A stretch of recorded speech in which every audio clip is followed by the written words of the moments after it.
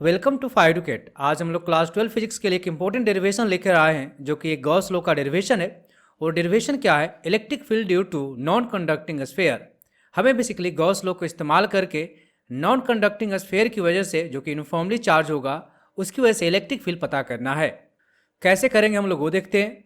तो यहाँ पर दो केसेस बनेंगे। पहले केस में क्या होगा, जो नॉन कंडक्टिंग स्फीयर है जो कि यूनिफॉर्मली चार्ज है उसके आउटसाइड हमें इलेक्ट्रिक फील्ड पता करना पड़ेगा। और जो दूसरा केस क्या होगा कि जो नॉन कंडक्टिंग स्फीयर है जो कि यूनिफॉर्मली चार्ज है उसके अंदर इलेक्ट्रिक फील्ड कितना होगा। तो हम एक एक करके दोनों को सॉल्व करेंगे। दोनों केसेस में हम इलेक्ट्रिक फील्ड पता करेंगे। तो हमारा पहला केस क्या है कि हमें आउटसाइड इलेक्ट्रिक फील्ड पता करना है। जो नॉन कंडक्टिंग स्फीयर है जो कि यूनिफॉर्मली चार्ज है उसके आउटसाइड इलेक्ट्रिक फील्ड कितना होगा वो हमें पता करना है। तो लेट्स से पॉइंट पी है, हमें क्या करना है, इसी पॉइंट पर इलेक्ट्रिक फील्ड पता करना है। तो हम क्या करेंगे, यहाँ से गॉसियन सरफेस ड्रॉ करेंगे जो कि स्फेरिकल शेप का होगा। और यहाँ पे आप देख सकते हैं कि हमने क्या किया है कि एरिया एलिमेंट लिया, एक छोटा सा एरिया लिया है, उसका डायरेक्शन किधर होगा, इस डायरेक्शन में होगा। और यहाँ पर जो इलेक्ट्रिक फील्ड होगा क्या होगा, इसी डायरेक्शन में होगा। कहने का मतलब क्या है कि इलेक्ट्रिक फील्ड और एरिया वेक्टर क्या है, दोनों एक ही डायरेक्शन में है। तो अगर हम फ्लक्स की बात करें तो फ्लक्स क्या होता है, ई डॉट डी ए का इंटीग्रेशन क्लोज सरफेस में या गॉसियन सरफेस में, ई डॉट प्रोडक्ट हटाएंगे तो क्या लिखेंगे, डी ए कॉस, और दोनों के बीच में एंगल कितना है, एरिया वेक्टर और इलेक्ट्रिक फील्ड में 0 डिग्री है तो यहाँ 0 लिख देंगे, का इंटीग्रेशन। तो ये क्या हो जाएगा हमारा, ई डी ए कॉस 0 कितना होता है 1। अब यहाँ पर यहाँ सेंटर से यहाँ का जो डिस्टेंस है सभी जगह इस गॉसियन सरफेस पे क्या है, सेम है। तो इलेक्ट्रिक फील्ड क्या होगा इस गॉसियन सरफेस पर, सेम रहेगा, यानी कि कांस्टेंट रहेगा। तो इंटीग्रेशन के बाहर आ जाएगा इलेक्ट्रिक फील्ड और सिर्फ हमें डी ए को इंटीग्रेट करना पड़ेगा, यानी कि छोटे छोटे जो एलिमेंट है इस गॉसियन सरफेस पर, एरिया एलिमेंट जो है उसको हमें इंटीग्रेट करना पड़ेगा। जब इसको हम इंटीग्रेट करेंगे तो हमारा ये जो गॉसियन सरफेस है उसका एरिया आ जाएगा।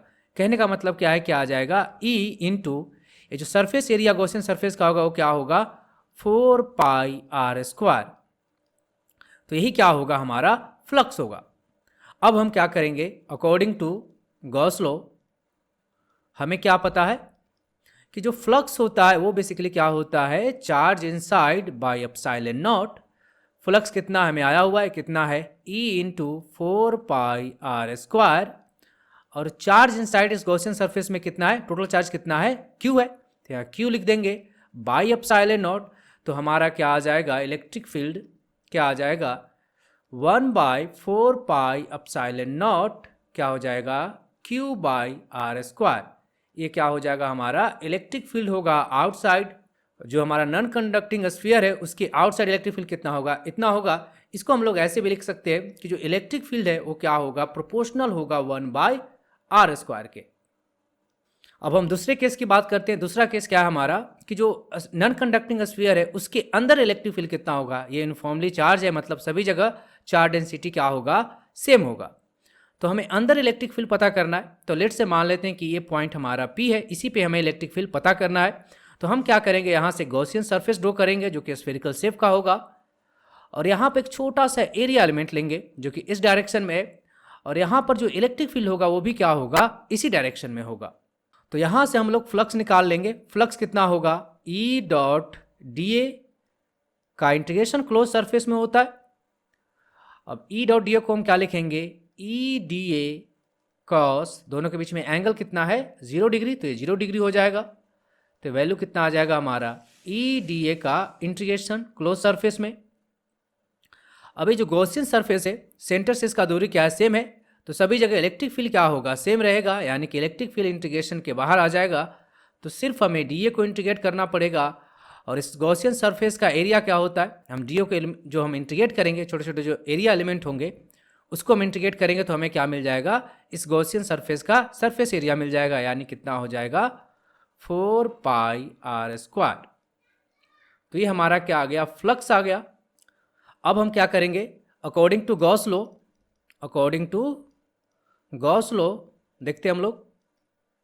अकॉर्डिंग टू गॉस लॉ क्या बोलता है कि जो फ्लक्स इनसाइड होता है वो बेसिकली क्या होता है, तो गॉस लॉ क्या बोलता है कि जो टोटल फ्लक्स होता है वो क्या होता है, charge inside by epsilon not. तो सबसे पहले तो हमें चार्ज इनसाइड निकालना है। ये जो गॉसियन सरफेस हमने लिया है उसके अंदर कितना चार्ज है वो हमें निकालना पड़ेगा। देखो यहाँ पे हम देख सकते हैं, चूंकि हमें पता है कि जो पूरा स्फीयर जो है यानी कि 4/3 पाई कैपिटल आर का क्यूब में कितना चार्ज है, कैपिटल क्यू चार्ज है, इसलिए 1 में कितना चार्ज हो जाएगा, Q/4/3 पाई आर क्यूब। इसलिए ये जो गॉसियन सरफेस है उसमें जो वॉल्यूम है उसमें जितना चार्ज होगा वो हमें निकालना है, यानी कि कितना 4/3 पाई स्मॉल आर क्यूब में कितना चार्ज हो जाएगा, Q/4/3 pi R cube into 4/3 pi small R का क्यूब। देखो 4/3 पाई 4/3 पाई कैंसिल हो जाएगा, तो ये हमारा क्या आ जाएगा, बेसिकली क्यू इन क्या आ गया, क्यू आर के पावर 3 बाई कैपिटल आर के पावर 3। तो ये हमारा क्या आ गया, क्यू इन आ गया। अब इसमें हम इसका वैल्यू पुट कर देंगे।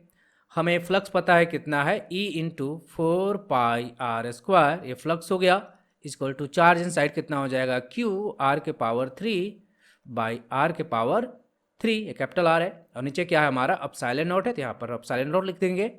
अब देखो यहाँ पर r², यहाँ पे r के पावर 3 है, तो यहाँ पर एक r बचेगा। तो यहाँ से हमारा इलेक्ट्रिक फील्ड बेसिकली क्या आ जाएगा, 1/4 पाई एप्सिलॉन नॉट, ये हो गया। और यहाँ पे क्या बच जाएगा हमारा, Q small are capital R के पावर 3। तो ये हमारा क्या हो जाएगा, इलेक्ट्रिक फील्ड। अब यहाँ से हम क्या बोल सकते हैं कि इलेक्ट्रिक फील्ड क्या है, देखो ये सब कांस्टेंट है, तो इलेक्ट्रिक फील्ड क्या है, प्रोपोर्शनल है आर के।